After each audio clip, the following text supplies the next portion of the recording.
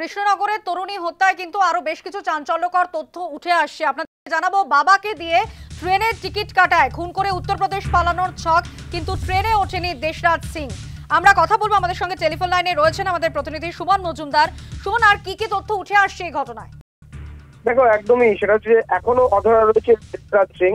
পুলিশি তদন্তে বিভিন্ন তথ্য, একের পর এক তথ্য উঠে আসছে। টিকিটটা পাওয়া গিয়েছিল সেটা হচ্ছে 24 তারিখে কাটা, অর্থাৎ সে তার বাবাকে বলেছিল যে দেশের বাড়ি সে যাবে, তাই টিকিট কেটে রাখার জন্য।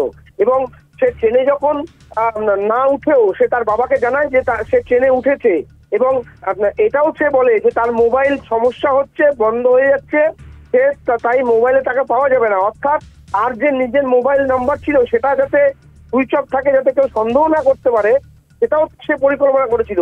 পাশাপাশি সোমবার দিন সে পরিকল্পনা করেছিল খুন করার, কারণ ওই ঈশিতার বাবা সোমবার দিন অফিসে যাবে এবং যে সময়টা সে বেছে নিয়েছিল দুপুর 2টো, সেই সময় সে জানতো তার ঈশিতার মা তার ভাইকে স্কুল থেকে আনতে যায়, অর্থাৎ ঈশিতা একা থাকে বাড়িতে।